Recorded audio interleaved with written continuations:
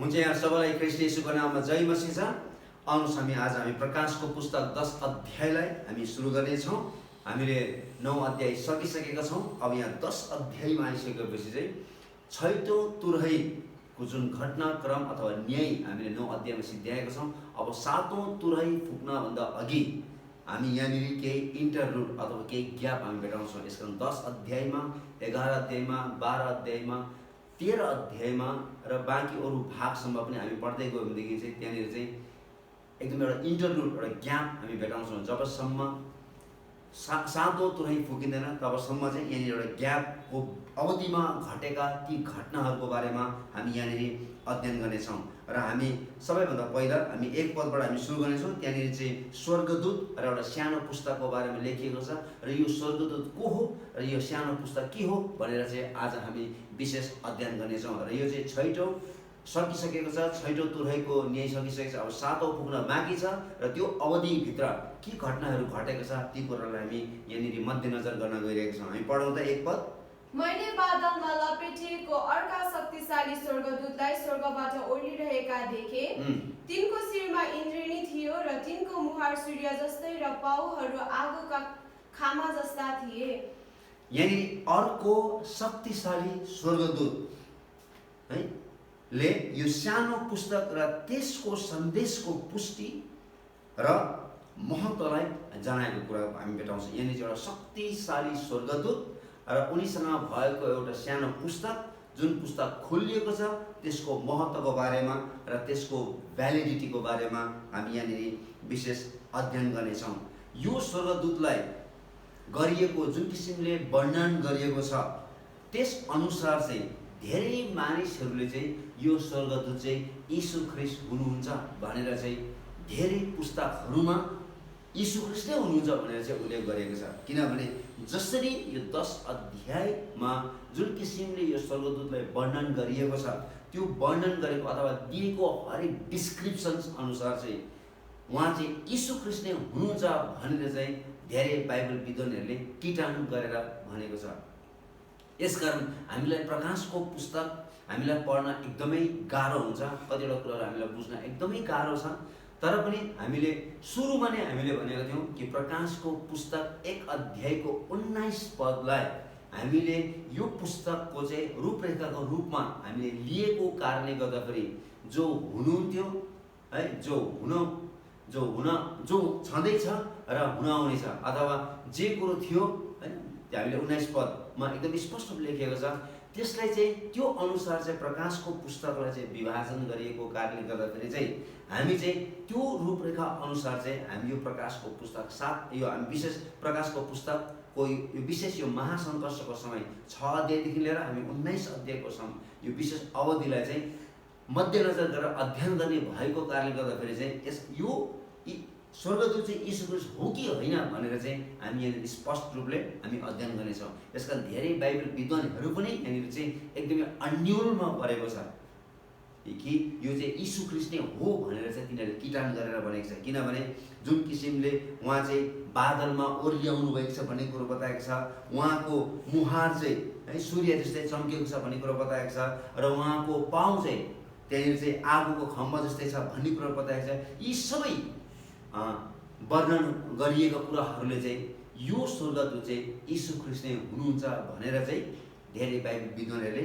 भनेको छ। यसकारण किनभने हामीले प्रकाशको पुस्तक 1 अध्यायको हामीले त्यहाँनिर 15 पदमा 16 पदमा हामीले त्यही पढेको छौँ कि प्रभु यीशु ख्रीष्टको दर्शन जब यूहन्नाले पत्मोस टापुबाट देखेका थिए, उनले चाहिँ यीशु ख्रीष्टको बारेमा यिनै कुराहरू यिनै चरित्रहरू दिएर चाहिँ प्रभु यीशु ख्रीष्टको बारेमा वर्णन गरेको छ। तर यहाँनिर चाहिँ अब हामी 10 अध्यायमा आइपुगेका छौँ र अब हामी चाहिँ महासङ्कष्टको समयमा हामी आइपुगेका छौँ र यो महासङ्कष्टको समय चाहिँ यो घटनाक्रमहरू चाहिँ बढ्दै बढ्दै बढ्दै जाँदैछ र अब हामी लगभग अब हामी चाहिँ पहिलो 3.5 वर्ष लगभग सकिन लागेको छ र अब हामी चाहिँ दोस्रो 3.5 वर्षको अवधिमा हामी पाइला टेक्न लागिरहेका छौँ। यसकारण हामीले चाहिँ यो घटनाक्रमलाई एकदम राम्रोसँगले बुझ्नुपर्छ कि यो 10 अध्यायमा लेखेको स्वर्गदूत चाहिँ यीशु ख्रीष्ट हो कि होइन भन्ने कुराहरू। यसकारण कतिपयले चाहिँ यो स्वर्गदूत चाहिँ यीशु ख्रीष्ट हुनुहुन्छ भन्ने कुरो चाहिँ धेरैले वर्णन गरेको छ, किनभने त्यहाँनिर चाहिँ त्यही किसिमको शब्दहरू चरित्रहरू उल्लेख गरेको कारणले गर्दा। तर अरू कतिपय विद्वानहरूले चाहिँ यो स्वर्गदूतलाई चाहिँ छैटौँ स्वर्गदूत हो भनी भनेका छन्। तर यो स्वर्गदूत चाहिँ ख्रिस्ट येशू पनि होइन र न त यो छैटौँ स्वर्गदूत नै हो। यसकारण हाम्रो यो अध्ययन क्रममा चाहिँ यो स्वर्गदूत चाहिँ 10 अध्यायमा लेखिएको स्वर्गदूत चाहिँ यीशु ख्रिस्ट होइन, न त छैटौँ तुरैमा पुग्ने अथवा त्यो चाहिँ जुन स्वर्गदूतको बारेमा बताएको छ त्यो स्वर्गदूत पनि यहाँनिर होइन भनेर चाहिँ हामीले यहाँनिर अध्ययन गरेको छ। किनभने ग्रिक भाषामा चाहिँ त्यहाँनिर चाहिँ अर्को भन्ने शब्द प्रयोग गरेको छ। हेर्नुहोस् न, त्यो चाहिँ आलोस भन्ने शब्द प्रयोग गर्छ, अर्थात् त्यो चाहिँ अर्कै हो, अर्कै स्वर्गदूत हो तर त्यही किसिमको। हेर्नुहोस् न, अर्कै स्वर्गदूत हो तर त्यही किसिमको। यसकारण चाहिँ अर्को तर त्यही किसिमको। यसकारण छैटौँ स्वर्गदूत भन्दा चाहिँ यो स्वर्गदूत चाहिँ फरक स्वर्गदूत हो। र यो स्वर्गदूत चाहिँ 5 अध्यायको 2 पदमा पनि लेखिएको कुरा जस्तै हामी देख्न सक्छौँ। हामी पढौँ त 5 अध्यायको 2 पदमा। अनि एउटा बलवान स्वर्गदूतलाई ठुलो आवाजले यसो भनिरहेको मैले देखेँ। त्यहाँनिर पनि अर्को बलवान स्वर्गदूत भन्ने कुरा त्यहाँनिर बताएको। यसकारण यो स्वर्गदूत चाहिँ 5 अध्यायको 2 पदमा भएको जस्तै हुन सक्छ भन्ने कुरो चाहिँ धेरै बाइबल विद्वानहरूको भनाइ छ। र यो स्वर्गदूत चाहिँ यीशु ख्रिस्ट होइन, किनकि यस्तो किसिमको चरित्र चाहिँ स्वर्गदूतलाई र मानिसहरूलाई पनि सम्बोधन गरेको छ। यस्तै किसिमको चरित्रको रूपमा चाहिँ यो चाहिँ स्वर्गदूतहरूलाई पनि वर्णन गरेको छ र यो चाहिँ मानिसहरूलाई पनि वर्णन गरेको छ। यसकारण चाहिँ he is an angelic being of the same kind. र यो चाहिँ त्यस्तै किसिमको स्वर्गदूत हो तर त्यही स्वर्गदूत चाहिँ होइन, यो चाहिँ फरक स्वर्गदूत हो। हेर्नुहोस् न, बट डिफरेन्ट है। त्यहाँनिर चाहिँ फ्रम द 6th एन्जल अथवा छैटौँ स्वर्गदूत भन्दा चाहिँ फरक किसिमको स्वर्गदूत अथवा फरक किसिमको होइन, फरक स्वर्गदूत अर्कै भन्नु खोजेको है। त्यही किसिमको तर फरक चाहिँ अर्कै स्वर्गदूत भन्नु खोजेको। र यहाँनिर चाहिँ 5 अध्यायमा चाहिँ is very likely the same angel as है, 5 अध्यायको 2 पदमा लेखेको जस्तै त्यो स्वर्गदूत यहाँनिर हुनसक्छ। यसकारण यहाँनिर चाहिँ चार्ल्स राइली भन्ने बाइबल विद्वानले हामीले यसरी बताएको छ कि यहाँ यसरी स्पष्ट रूपले बताएको छ कि however point out that an angel might have this characters as well। यो चाहिँ स्वर्गदूतहरूकोमा पनि यस्तो किसिमको चाहिँ चरित्र हुन सक्छ। यसकारण चाहिँ यो चरित्रलाई चाहिँ एकदमै शक्तिशाली स्वर्गदूत भनेर चाहिँ के गरेको छ त सम्बोधन गरेको छ। 5 अध्यायको 2 पदमा बलवान स्वर्गदूत भनेर त्यहाँनिर वर्णन गरेको छ। यहाँनिर चाहिँ शक्तिशाली स्वर्गदूत भनेर चाहिँ यहाँनिर चाहिँ विशेष प्रकारले यहाँनिर चाहिँ वर्णन गरेको छ। यसकारण चाहिँ similar characters as ascribe to man clearly as angelic. यसका चाहिँ दानियल 10 अध्यायको तपाईँले 5 पद 6 पद 7 पद पढ्दै जानुभयो भने तपाईँले त्यहाँनिर चाहिँ त्यस्तै किसिमको डिस्क्रिप्सन, त्यस्तै किसिमको वर्णन चाहिँ मानिसलाई पनि गरेको कुराहरू हामी भेटाउँछौँ। स्वर्गदूतको निम्ति मात्र होइन, यीशु ख्रिस्टको निम्ति मात्र होइन, तर यहाँ चाहिँ मानिसको निम्ति पनि त्यस्तै किसिमको वर्णन गरेको छ भन्ने कुरा चाहिँ दानियलले हामीलाई स्पष्ट पारेको छ। र कतिचोटि चाहिँ हामीले राम्रोसँगले अध्ययन गर्दा चाहिँ मिखाएल भन्ने जुन स्वर्गदूत छ है, जो चाहिँ एक सबै स्वर्गदूतभन्दा उहाँ चाहिँ प्रधान हुनुहुन्थ्यो र उहाँको नामको खास अर्थ चाहिँ परमेश्वर जस्तो को हुनुहुन्छ त्यो नामको अर्थ चाहिँ त्यो भएको कारणले गर्दाखेरि चाहिँ कतिचोटि चाहिँ यस्तो चरित्रहरू चाहिँ हामीले विभिन्न ठाउँमा अध्ययन गर्दाखेरि चाहिँ हामीले अनौठो मान्नु पर्दैन। र हामीले चाहिँ त्यो 7 वर्षको अवधिमा चाहिँ हामीले चाहिँ यीशु ख्रिस्ट चाहिँ ल्याएर जोड्नु चाहिँ त्यहाँनिर मिल्दैन। किनभने त्यो 7 वर्षको अवधिमा धर्मशास्त्रको कुनै पनि खण्डमा चाहिँ प्रभु यीशु ख्रिस्ट पृथ्वीमा फेरि आउनुहुनेछ र उहाँ झलक्क आउनुहुनेछ, झलक्क फर्केर जानुहुनेछ भन्ने कुरो कहीँ पनि उल्लेख गरेको छैन। किनभने यो चाहिँ हामी चाहिँ 7 वर्षको महासङ्कष्टको बारेमा हामीले अध्ययन गरेका छौँ र हामीले प्रकाशको पुस्तक 1 अध्यायको 19 पदलाई रूपरेखाको रूपमा लिएका छौँ र हामीले जति पनि अध्ययन गर्दैछौँ र हाम्रो अध्ययन चाहिँ फ्युचरिस्टिक एप्रोच भएको कारणले यो चाहिँ भविष्यमा घट्ने घटनाहरू भएको कारणले गर्दाखेरि चाहिँ यो 10 अध्यायको 1 पदमा उल्लेख गरिएको जुन एकदमै शक्तिशाली स्वर्गदूत छ र त्यहाँ जतिसुकै त्यहाँ विभिन्न किसिमको चरित्रहरू ख्रिस्ट यीशुको चरित्र जस्तै त्यहाँनिर चाहिँ वर्णन गरेको भए तापनि चाहिँ यीशु ख्रिस्ट कुनै पनि मूल्यमा त्यो 7 वर्षको महासङ्घर्षको बिचमा अथवा सुरुमा कहीँ पनि उहाँ आउनुहुन्छ भन्ने कुरो चाहिँ उल्लेख गरेको छैन। जबसम्म 7 वर्षको महासङ्घर्ष सिद्धिँदैन तबसम्म चाहिँ प्रभु यीशु ख्रिस्ट यस पृथ्वीमा उहाँ चाहिँ आउनुहुन्न भन्ने कुरो चाहिँ हामीले घरिघरि हामीले अध्ययन गरिरहेका छौँ। यसकारण चाहिँ यदि प्रभु यीशु ख्रिस्ट त्यो बिचमा देखा पर्नु भयो भनेदेखि चाहिँ यहाँ जति पनि हामीले रूपरेखाको रूपमा हामीले लिएका छौँ र जति पनि हामीले घटनाक्रमहरू पढिरहेका छौँ त्यो सम्पूर्ण घटनाक्रमहरू चाहिँ के हुन सक्छ त भन्दाखेरि चाहिँ त्यो चाहिँ अमिल्दो हुनसक्छ, त्यो चाहिँ नमिल्न सक्छ। यसकारण चाहिँ हामीले यहाँनिर चाहिँ स्वर्गदूत नै हो भनेर चाहिँ हामीले पढ्यौँ भनेदेखि चाहिँ हाम्रो घटनाक्रम अनुसार चाहिँ सबै कुराहरू चाहिँ ठिक मिल्दै जान्छ। यसकारण यहाँनिर चाहिँ 8 अध्यायको 3 पदमा पनि त्यहाँनिर त्यही कुरो बताएको छ। हामी पढौँ त 8 अध्यायको 3 पदमा पनि। अनि अर्को एउटा स्वर्गदूत आए अनि सुनको धुपौरो लिएर वेदीको छेउमा खडा भए। ल त्यहाँ पनि यो चाहिँ त्यहाँ पनि अर्कै एउटा स्वर्गदूत भन्ने कुरो बताएको छ। र यो 8 अध्यायको 3 पदमा लेखेको पनि हेर्नुहोस् न, जसरी 8 अध्यायको 3 पदमा है अरू 7 तुरही स्वर्गदूत भन्दा फरक किसिमको भनिएको छ, यहाँ पनि त्यस्तै किसिमको है फरक किसिमको भनिएको छ।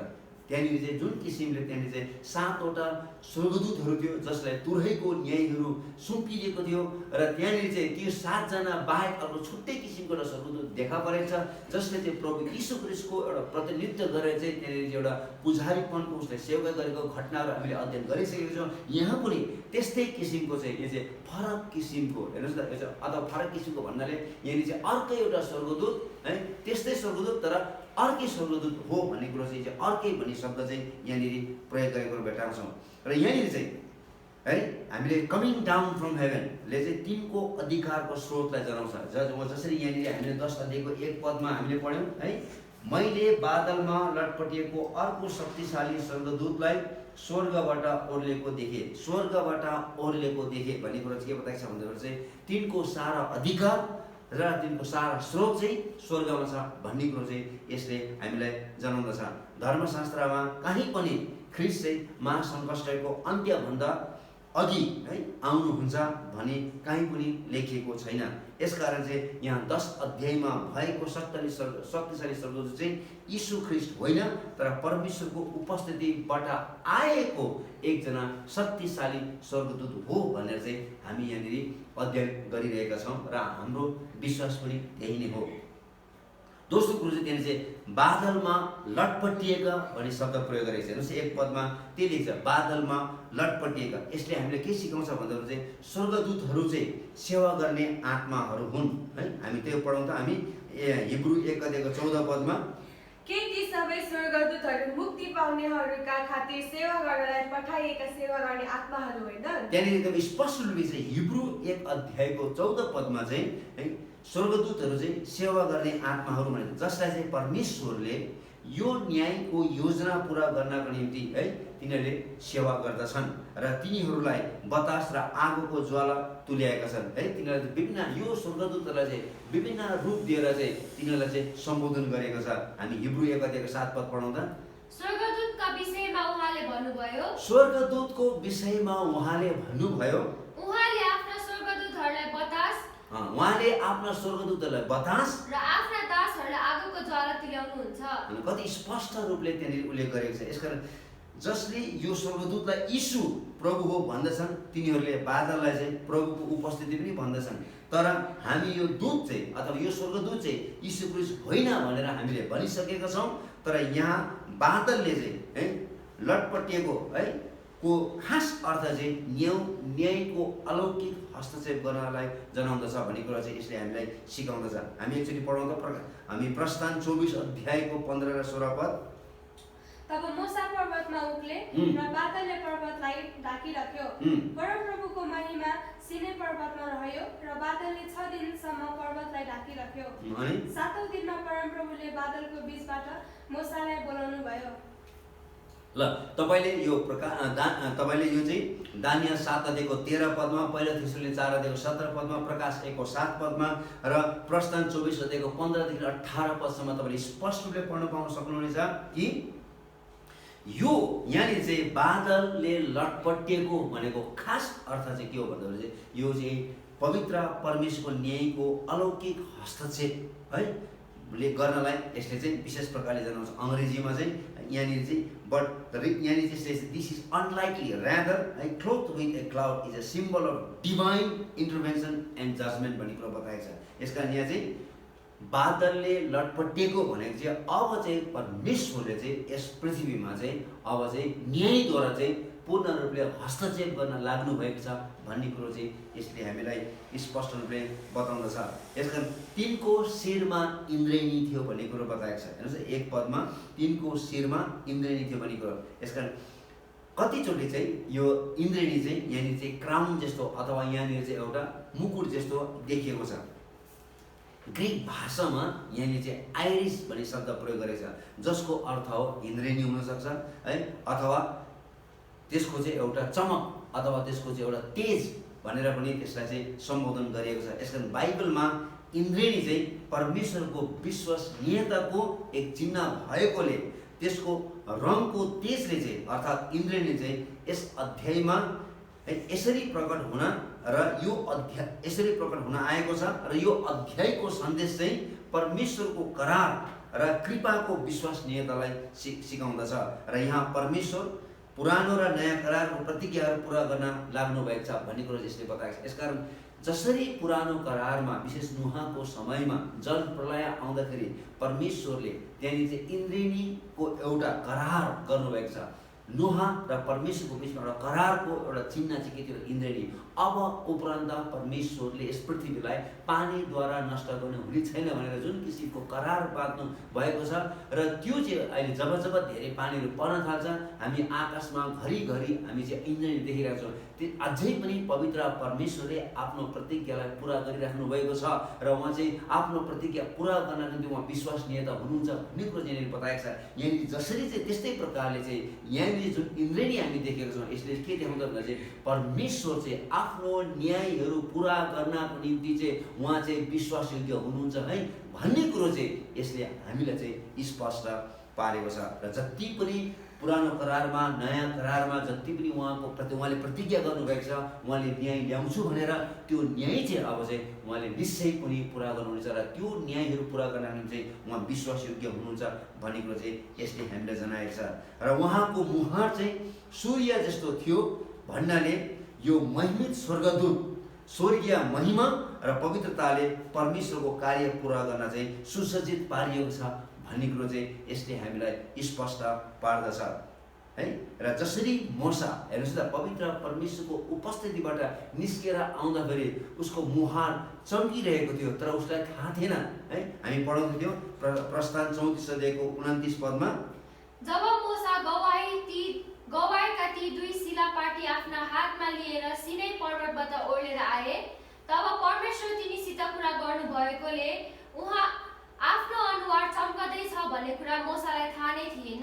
त्यस्तै प्रकारले यो स्वर्गदूत पनि जिउँदो पवित्र परमेश्वरको उपस्थितिबाट चाहिँ निस्केर आएको कारणले गर्दाखेरि चाहिँ यो स्वर्गदूत चाहिँ पवित्र परमेश्वरको महिमा र पवित्रताले के भएको छ त पूर्ण रूपले सुसज्जित भएको कारणले गर्दा चाहिँ यो स्वर्गदूतको मुहार चाहिँ सूर्य जस्तै चम्केको छ। अनि यसको उदाहरण चाहिँ हामी स्पष्ट रूपले पुरानो करारमा मूसाको जीवनबाट हामी कुरोहरू देख्न सक्छौँ र त्यस्तै प्रकारले हामी नयाँ करारमा पनि प्रभु यीशुको रूप परिवर्तन हुँदाखेरि हामी त्यो चाहिँ स्पष्ट रूपले हामी त्यो देख्न सक्छौँ। र अर्को चाहिँ त्यहाँनिर के छ, तिनको पाउहरू आगोका खम्बाहरू जस्ता थिए भन्नाले चाहिँ यसले के देखाउँछ भने यसले स्थिरता कुरा देखाउँछ, यसले दृढको कुरा देखाउँछ, यसले दह्रो अथवा दरिलो भन्ने कुरो पनि यसले चाहिँ हामीलाई जनाउँछ। आगोले हेर्नुहोस् न न्यायलाई जनाउँछ, आगोले चाहिँ न्यायलाई जनाउँछ अर्थात् परमेश्वरले चाहिँ अब यी सबै न्यायहरू पुरा गर्नको निम्ति चाहिँ अब चाहिँ उहाँले अब मन परिवर्तन गर्नुहुन्न है। अब चाहिँ दृढ रूपले चाहिँ उहाँ चाहिँ एकदमै दरिलो उभिनु भएको छ। अब उहाँले निश्चय पनि यो सम्पूर्ण जति पनि त्यो पुस्तकमा लेखिएका न्यायहरू छ ती पुरा गर्नको चाहिँ अब उहाँलाई हल्लाउन सकिँदैन है। उहाँले निश्चय पनि त्यो चाहिँ पुरा गर्नुहुनेछ। उहाँ चाहिँ त्यस कुरामा चाहिँ एकदमै दृढ हुनुहुन्छ, उहाँ त्यो कुरामा चाहिँ एकदमै दरिलो हुनुहुन्छ भन्ने कुरो चाहिँ यसले हामीलाई जनाउँदछ। अर्को कुरो, तिनको हातमा खोलिएको एउटा सानो पुस्तक थियो। हामी पढाउँदा 2 पद, तिनको हातमा खोलिराखेको एउटा सानो चर्मपत्रको मुठो थियो। तिनले आफ्नो दाहिने खुट्टा समुद्रमा र देब्रे खुट्टा जमिनमा राखे। हेर्नुहोस् है त, तिनको हातमा खोलिएको एउटा सानो पुस्तक थियो। यो चर्मपत्रको मुठो 5 अध्यायमा भएको 7 मोहरमा है 7 मोहर भएको पुस्तक भन्दा फरक छ है। हामीले जुन 5 अध्यायमा 7 वटा मोहर भएका हामीले जुन पुस्तकको बारेमा हामीले अध्ययन गरेका थियौँ त्यो 7वटा मोहर भएको पुस्तक र यो एउटा सानो पुस्तक चाहिँ यो दुईटा चाहिँ छुट्टै फरक फरक पुस्तक हो भन्ने कुरो चाहिँ हामीले यहाँनिर बुझ्नुपर्छ। यहाँ चाहिँ सानो पुस्तक भनेर उल्लेख गरिएको छ र यो सानो पुस्तक मात्रै होइन तर यो पुस्तक चाहिँ खोलिएको छ। खोलिएको मतलब भने चाहिँ खोलिनु भनेको चाहिँ यो चाहिँ पुरै रूपले यो खोलिएको छ अथवा यो चाहिँ खोलिसकेको छ भन्नु खोजेको है चाहिँ यो चाहिँ पास्ट प्रेजेन्ट टेन्स पास्टको चाहिँ त्यो चाहिँ पर्फेक्ट टेन्सको बारेमा यहाँनिर बताएको छ पुरै रूपले खोलिएको छ। तर यो पुस्तकमा के लेखिएको छ भने चाहिँ 10 अध्यायमा प्रकट गरेको छैन। यो पुस्तक पहिल्यै खोलिसकेको छ र यसका 7 मोहर भएका पुस्तकमा जसरी एक वटा है मोहर गरी पालै पालो जसरी प्रभु यीशु ख्रीष्ट जो योग्यको थुमा हुनुहुन्थ्यो र सिंह हुनुहुन्थ्यो उहाँले पालै पालो गरेर जसरी तोड्नु भयो त्यसरी नै यो पुस्तकमा भएका हरेक घटनाक्रम अनुसार चाहिँ यो चाहिँ हामी देख्दै हामी जानेछौँ अथवा यो सानो पुस्तकमा भएको हरेक घटनाक्रम चाहिँ हामी बिस्तारै बिस्तारै त्यसलाई चाहिँ हामी विचार गर्दै अथवा हामी चाहिँ त्यो कुराहरू चाहिँ हामी स्पष्ट रूपले देखिँदै हामी जानेछौँ जसरी घटनाक्रमहरू अगाडि बढ्दै जानेछ। र अर्को कुरा हेर्नुहोस् है तिनले आफ्नो दाहिने खुट्टा समुद्रमा र देब्रे खुट्टा चाहिँ जमिनमा राखेका छन्।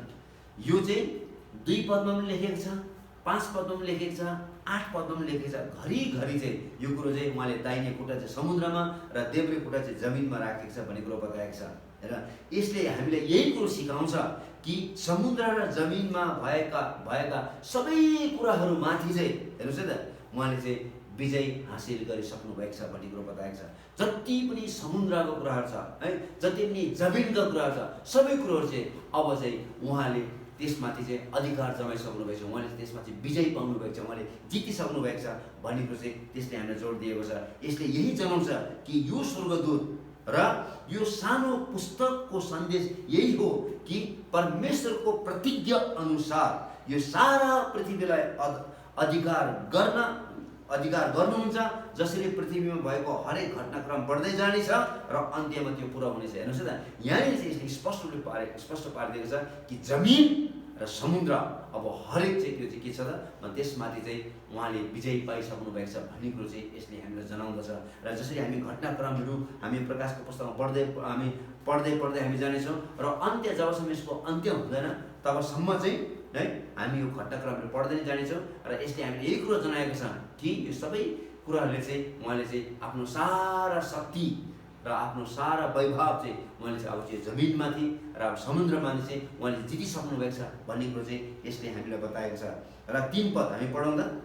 अनि सिंह गर्जे झै ती ठुलो स्वरले कराए र तिनी कराएपछि 7 मेघ गर्जनहरूको आवाज आयो। ल त्यहाँनिर 3 पदको पहिलो भागमा यसले लेखेको छ सिंहले गर्जे चाहिँ तिनी ठुलो स्वरले कराए। हेर्नुहोस् न यहाँनिर चाहिँ सिंहले गर्जे जस्तै त्यो स्वर्गदूत चाहिँ ठुलो स्वरले कराएको छ। हेर्नुहोस् सिंह चाहिँ जनावरहरूको राजा हो र सिंह चाहिँ प्राय आफ्नो शिकारलाई मारेर जसरी त्यसले आफ्नो शिकारलाई आफ्नो काबुमा पार्छ त्यसपछि मात्रै त्यो चाहिँ ठुलो स्वरले चाहिँ त्यो चाहिँ गर्जने गर्छ। जब त्यसले आफ्नो शिकारलाई चाहिँ आफ्नो काबुमा पार्छ त्यस पश्चात मात्रै त्यो चाहिँ गर्जने गर्छ। यसले हामीले के सिकाउँछ भन्दाखेरि चाहिँ यसले चाहिँ राजाहरूका राजा हाम्रो प्रभु यीशु ख्रीष्टको पक्षमा चाहिँ आफ्नो सामर्थ्य राज्यत्व र अधिकार र विजयलाई यसले हामीलाई जनाउने काम गर्दछ। र हामीले 10 अध्यायको 3 पदको दोस्रो भाग र 4 पदमा हामीले पढ्यौँ भनेदेखि चाहिँ त्यहाँनिर चाहिँ 7 मेघ गर्जनहरूको आवाजको उत्तर पनि हामीले पाएका छौँ। हामी एकचोटि फेरि पढौँ त। हामी 10 अध्यायको 3 र 4 पद। अनि सिंह गर्जे झै तिनी ठुलो स्वरले कराए र तिनी कराएपछि 7 मेघ गर्जनहरूको आवाज आयो। जब ती 7 मेघ गर्जनहरूले आफ्नो आवाज निकाले म लेख्ने लागेको थिएँ त्यसै बेला स्वर्गबाट यस्तो भन्ने आवाज मैले सुने ती 7 मेघ गर्जनहरूले निकालेका आवाजलाई गुप्त राख र ती नलेख। ल यहाँनिर चाहिँ स्वर्गदूतको आवाज र यहाँनिर चाहिँ गर्जनको आवाज चाहिँ फरक छ। हेर्नुहोस् है त यहाँनिर चाहिँ एकदमै स्पष्ट बताएको छ। यहाँनिर चाहिँ एकदमै 3 पदको दोस्रो भागमा एकदमै स्पष्ट तिनी कराएपछि 7 मेघ गर्जनहरूको आवाज आयो। 7 मेघ गर्जनहरूको आवाज आयो भन्ने कुरो बताए। यसकारण चाहिँ स्वर्गदूत कराएको र यो 7 गर्जनको आवाज चाहिँ फरक फरक छ भन्ने कुरो चाहिँ हामी यहाँनिर थाहा पाउन सक्छौँ। यसकारण गर्जन भन्नाले चाहिँ यसले के देखाउँछ भन्दा चाहिँ न्यायको चिन्ह हो। गर्जन चाहिँ के हो त भन्दाखेरि चाहिँ न्यायको चिन्ह हो। साथै यो चाहिँ एउटा प्रकाशको पनि एउटा चिन्ह हो भनेर चाहिँ हामी बाइबलमा हामी बुझ्न सक्छौँ। यसकारण it reminds us that God has revealed himself in history to man. पवित्र परमेश्वरले उहाँ को हुनुहुन्छ भनेर चाहिँ उहाँले आफ्नो अदृश्य गुणहरू है, उहाँले आफ्नो अनन्त शक्ति चाहिँ सृष्टिको सुरुदेखि नै उहाँले चाहिँ हरेक सृष्टिको थोकहरूबाट चाहिँ उहाँले आफूलाई प्रकट गर्नुभएको छ, जसलाई चाहिँ जेनरल रेभलेसन भनिन्छ। र मानिसहरूले त्यो जेनरल अथवा त्यो साझा प्रकाशबाट चाहिँ परमेश्वर आफूलाई प्रकट गर्नु भएको भए तापनि मानिसहरूले चाहिँ त्यो प्रकाशलाई नबुझेको कारणले गर्दाखेरि परमेश्वर आफैले नै उहाँको पुत्र प्रभु यीशु ख्रीष्टद्वारा चाहिँ उहाँ को हुनुहुन्छ भनेर चाहिँ आफूलाई स्पष्ट रूपले उहाँले प्रकट गर्नुभएको छ, जसलाई चाहिँ स्पेसल रेभलेसन भनिन्छ। र हामीसँग भएको बाइबल र हामीसँग भएको यीशु ख्रीष्टबाट चाहिँ हामी साँचो पवित्र परमेश्वरलाई छर्लङ्गै रूपले र स्पष्ट रूपले हामी बुझ्न सक्छौँ। किनभने कसैले पनि परमेश्वरलाई देखेको छैन, परमेश्वर कस्तो हुनुहुन्छ भनेर कसैले पनि बुझेको पनि छैन, जानेको पनि छैन र देखेको पनि छैन। तर एकमात्र पुत्र प्रभु यीशु ख्रीष्टले परमेश्वर कस्तो हुनुहुन्छ, उहाँको चरित्र कस्तो छ भन्ने कुरो चाहिँ ख्रीष्ट यीशुले स्पष्ट रूपले मानव जातिलाई उहाँले चाहिँ प्रकट गरिदिनु भएको छ। यसकारण चाहिँ अहिले हामीसँग यीशु ख्रीष्ट नहुनु भए तापनि यीशु ख्रीष्ट स्वर्गरोहण भइसक्नु भएको छ, तर अब हामीसँग चाहिँ धर्मशास्त्र बाइबल छ। यसकारण यहाँनिर उल्लेख गरेका जति पनि पवित्र परमेश्वरको वचन छ, यो पवित्र परमेश्वरको वचनबाट उहाँ पवित्र परमेश्वरलाई स्पष्ट रूपले यो धर्मशास्त्रबाट हामी बुझ्न सक्छौँ। यसकारण परमेश्वरले यो संसारलाई एउटा चाहिँ जेनरल प्रकाशद्वारा उहाँले हामीलाई प्रकट गर्नुभएको छ, एउटा चाहिँ स्पेसल प्रकाशद्वारा चाहिँ उहाँले हामीलाई प्रकट गर्नुभएको छ। यसकारण यहाँनिर पनि हामी के भेटाउँछौँ भन्दा चाहिँ जुन एउटा गर्जनको कुराहरू बताएको छ है, गर्जन है, thunder is portrait is the voice of the Lord 7 times in the Psalms है। यदि हामीले भजन सङ्ग्रह 29 को 3 देखि लिएर 9 पदसम्म हामीले त्यहाँनिर अध्ययन गऱ्यौँ भनेदेखि चाहिँ त्यहाँनिर चाहिँ गर्जन चाहिँ घरिघरि चाहिँ त्यो चाहिँ पवित्र परमेश्वरको स्वर हो भनेर चाहिँ अथवा परमेश्वरको आवाज हो भनेर चाहिँ त्यहाँनिर त्यसरी उल्लेख गरिएको छ। यसकारण the idea is that thunderstorms are a reminder to man that he should ascribe glory and strength to God and worship God as the creator king of this world। यसकारण जब हामीले जब यो गर्जनी ठुलो गर्जनहरूको बारेमा हामी सुन्छौँ, यहाँनिर जुन गर्जनको बारेमा बताएको छ, बाइबलमा जुन गर्जनको बारेमा बताएको छ, यसले हामीले यही कुरो स्मरण गराउँदछ कि हरेक मानिसले चाहिँ पवित्र परमेश्वरको आराधना गर्नुपर्छ, उहाँको महिमा गर्नुपर्छ, किनभने उहाँ चाहिँ सारा सृष्टिका मालिक हुनुहुन्छ भन्ने कुरो चाहिँ त्यहाँनिर बताएको छ। यसका चाहिँ परमेश्वरको आवाज चाहिँ ठुलो गर्जन जस्तो छ भन्ने कुरो चाहिँ भजन सङ्ग्रह 29 को 3 देखि लिएर 9 पदसम्म उल्लेख गरेको छ। यसकारण यो 10 अध्यायमा है जब यहाँनिर चाहिँ गर्जन सुनिएको छ, जुन गर्जन चाहिँ एउटा बिजुली जस्तो एउटा ठुलो एउटा सन्देशको रूपमा आएको छ, यहाँनिर चाहिँ यूहन्नाले सुनेको मात्रै छैन तर उसले यो कुरो चाहिँ बुझेको पनि कुराहरू हामी यहाँनिर भेटाउँछौँ। र अर्को कुरो चाहिँ यो 4 पद अनुसार चाहिँ यो पुस्तक चाहिँ के गर्नेछ, गुप्त राख्नको निम्ति भनेको छ। र जे कुरो उसले सुनेको थियो र जे कुरो उसले देखेको थियो त्यो कुरो चाहिँ हामीले प्रकाशको पुस्तक 1 अध्याय अनुसार चाहिँ यूहन्नाले त्यो चाहिँ लेख्नु पर्थ्यो। तर यहाँनिर चाहिँ 10 अध्यायको 4 पदमा आइसकेपछि चाहिँ यी जति पनि उसले देखेका कुराहरू छ, जति पनि उसले सुनेका कुराहरू छ, यी कुराहरू चाहिँ गुप्त राख्नको निम्ति र नलेख्नको निम्ति उसलाई चाहिँ आदेश दिएको छ।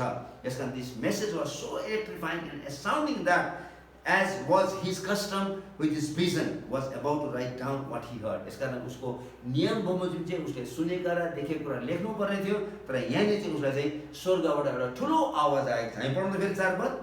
जब ती 7 गर्जनहरूले आफ्नो आवाज निकाले म लेख्नै लागेको थिएँ, त्यसै बेला स्वर्गबाट यस्तो भन्ने आवाज मैले सुने, ती 7 गर्जनहरूले निकालेका आवाजलाई गुप्त राख र ती नलेख। र त्यसलाई चाहिँ नलेख्नको निम्ति चाहिँ विशेष आदेश दिएको छ। This message was so awesome that man could not handle it. यो सन्देश यति महत्त्वपूर्ण थियो र यति भयोग्य थियो के चाहिँ अब यो चाहिँ मानिसले सहन नसक्ने भएको कारणले गर्दा चाहिँ त्यसलाई चाहिँ गोप्य राखेका कुराहरू हामी भेटाउँछौँ र the lord will evidently explain and reveal himself when we are with him है।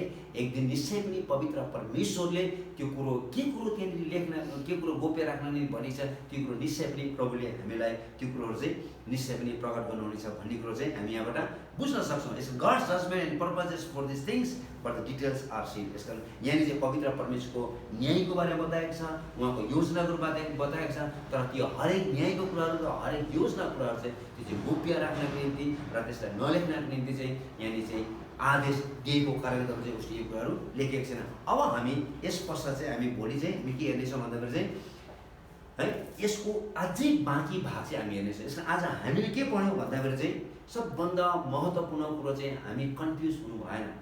जुन यहाँनिर शक्तिशाली स्वर्गदूतको बारेमा उल्लेख गरिएको छ, यो शक्तिशाली स्वर्गदूत चाहिँ यीशु ख्रीष्ट होइन।